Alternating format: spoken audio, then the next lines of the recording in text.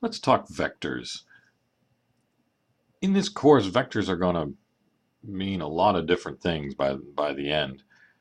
But let's start with the basic introduction that you'd get almost anywhere and view vectors geometrically as arrows in the plane. Sometimes we'd call them directed line segments. You've got 2 points. Whoops, come on now. You got 2 points sort of defining the endpoints of a line segment, and by putting an arrow on it, we're essentially saying we have a direction. We're going from this point to that point. This is a vector. That's a vector. And we can think of vectors in the plane as arrows in the plane, or you can think of them in space. For instance, if my pen here was a vector, it could be pointing out into space this way or that way. Or, of course, watching the video, it's kind of hard to tell which way it's actually pointing because, well, you're still watching it on a plane.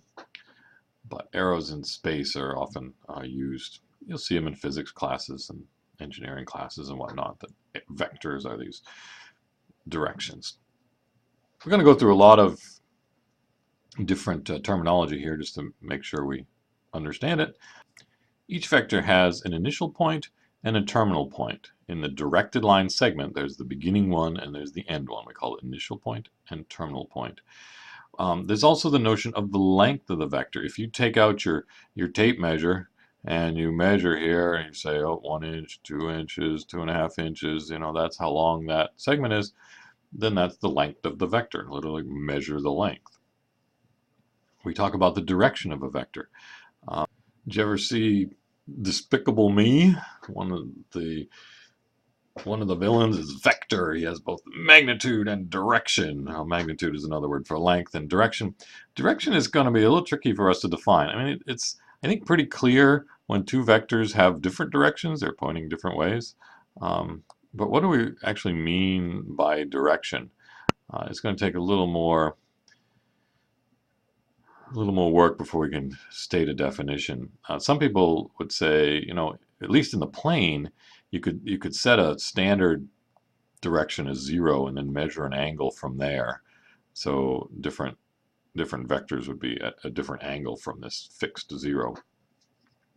That's fine in the plane, but when you get into space, it's kind of hard to do a similar thing. So we will have a notion, very precisely defined notion of what direction is, but we're going to save it for a couple of days. Notation, we use lowercase variables usually for vectors, and we put little hats on them that look like a little arrow with only half of the arrow drawn. Anyway, sometimes you'll see, for instance, if the vector starts at point A and ends at point B, you'll see the notation written this way.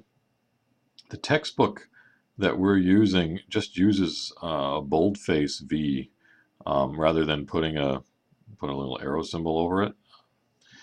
Each text will have a slightly different notation. This is fairly standard. So just know that when you're reading our textbook, it doesn't put the hats on it. But anyway, two equivalent vectors. I want to say two vectors are equivalent if they have the same length and the same direction. So certainly those two are not equivalent. They're not equal to each other. These two vectors, maybe they're pointing in the same direction, but they're not the same length, so these are not equal to each other. But you take any two vectors that are same length, same direction, those are equal. You can pick a vector up and move it all over the place. It doesn't make any difference. As long as you don't change its length and its direction, you essentially have the same vector. Okay, that's the way we think of them. Now, I want to do some arithmetic with vectors. So I'm going to define how to add two vectors together. And we're thinking of these geometrically now. So if I have two vectors, so let's say I have the vector, come on now, I got the vector u and I've got the vector v. Now there's three different ways I'm going to think of addition here. One is what's called the parallelogram rule. So let's do that. So let's start with, actually let's not put v right there. Let's write this letter v down below. So this is vector u and this is vector v. So what I want to do is I want to pick up one of the vectors. I don't want to erase it. I want to pick it up. Here we go. I want to pick up one of the vectors and move it so that both vectors have the same initial point. Okay. then those two vectors determine a parallelogram. So let me grab another color here to finish that parallelogram off. So there's this parallelogram that uses u and v as two of the sides, and then a side parallel to v and a side parallel to u as the other sides. And there's this long diagonal now, which I'll draw in green here. This diagonal right here is what we're going to call u plus v. So that's the parallelogram rule. We essentially make a parallelogram, and that diagonal from the common starting point of both of the vectors to the opposite corner of the parallelogram is the vector u plus v. They also have what's called the triangle rule. So let's start again here with u. Oops, I'm in green. Let's come back to blue here. So if I've got u and v, this time what I'm going to do is I'm going to pick v up and stick it so that its initial point is at the terminal point of u. And then I can draw the vector which starts at the beginning of u and ends at the end of v. And that is, again, u plus v. So this is thinking of it as a diagonal of a parallelogram. This is thinking of it as the third side of a triangle. But maybe you can see that this is really just like the top half of that. Also, both of these show me that it doesn't really matter what order you add them in, whether u plus v or v plus u. Because if I started with v first and then did u, I'd just end up with the other two sides of that parallelogram and end up with the same diagonal. So it's going to turn out that this addition is commutative. There's also, the book talks about the translation rule, where they say, think about the vector u. Oops, I'm in green again. Let's go back to blue. Think about the vector u here and translate the tip of it by vector v. So vector v is pointing off in some direction here, and you're going to translate this point parallel to v and in the same length as v over to here, and then you've got the vector that started at this point and ends at that point. The translation way of looking at it is very much similar to the triangle way of looking at it, but it gets the idea of vector maybe moving something, that it's moving this point over to there. But anyway, u plus v is defined that way.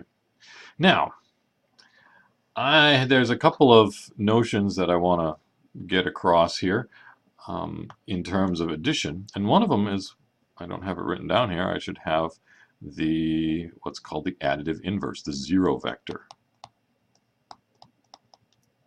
A zero vector is a vector that starts and ends at the same place. It's really short. Right? It's a vector that I can definitely say what its length is. The length is 0. But what direction does it point in? That's kind of hard to say, because as we'll see later, there's going to be reason to believe that 0 points in any direction you want, but there's also reason to believe that it doesn't point in any direction you want. So, well, point in one direction, point in every direction is the same as no point at all. So the zero vector, a really, really short vector. And if you think about addition with a zero vector, if you take any vector v, or any vector u, whatever, and you add on to it the zero vector, and then you say, okay, now I'm going to start, come on now, grab that new color, start here at the beginning of u and end at the end of that other thing I added on, the zero vector, well, you get exactly the same as u. So u plus the zero vector is still u. This is what's called the additive identity, the zero vector, really short vector. If we have the notion of a zero vector, an additive identity, we have the notion also of an additive inverse. It's like, take a vector v and say, what do I have to add on to this vector v? Let's make it a v, so that I end up with a zero vector. So I'm going to start here, I'm going to add v, and then I got to end up back here. Well, to end up back there, I'm going to have this other vector which comes exactly straight back, which is the vector that's sort of in the opposite direction of v of the same length. And we call that vector negative v. some people think of it as -1 times v, but I want to distinguish, this is just a vector that I'm calling negative v. It will turn out to be equal to -1 times v, but I don't even know how to multiply vectors by numbers yet, so how can I even talk about that? So this is just a vector that is what's called the additive inverse to the vector v. Add the two of them up, add v plus negative v, and you'll get the 0 vector. And every vector has an additive inverse. It has a way of just, take the starting point at any point and turn them around. Make this the starting point, make that the ending point, and you've got the opposite vector. You've got the additive inverse. This shows us how we're going to be able to subtract two vectors as well. So if I have u minus v, I think of that as u plus negative v. So if I've got my two vectors here, I got room to do this. Here's u and here's v. Right? So what I'm going to do is I'm going to take this vector v and first of all turn it around. So let me see if I can do that. I want to copy this and paste it. Oops. I think I can do it. Let me paste that in. So I got another copy of v, and I'll put it right on top of it just so I can see there. And then I'm going to turn it around. So it's going exactly the other way. Did I get it going exactly the other way? Almost, not quite. Come on now. I think that's pretty close. So there's negative v. So I'm going to put that right over there, or right over here, however you want to view it. Okay. I think I've got things overlapping too much. Actually, what I'm going to do is I'm going to grab the u. I'm going to grab the u, move it over here. Come on now, too many things going on. I got to grab this, get it out of the way. Okay, so here we go. Here's my backwards v. I'm going to stick it onto there. And I'm going to put this one here. I want to show you several things. So u minus v is going to be u plus negative v. So it's this green vector right here.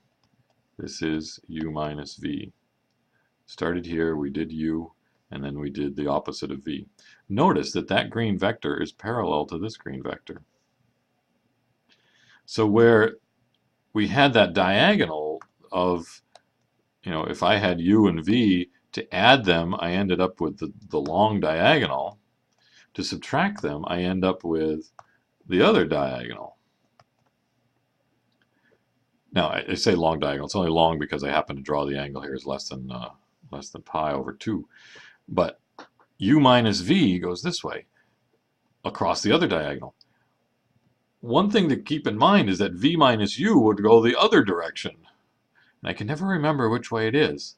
Until one day a student said to me, hey, look, if you do u minus v, you've done a negative v. You've started right here. You did the opposite direction of v and then the positive direction of u. So it would be going this way. If you did v minus u, you'd be doing a negative u and then a positive v, and the vector would be going in the opposite direction.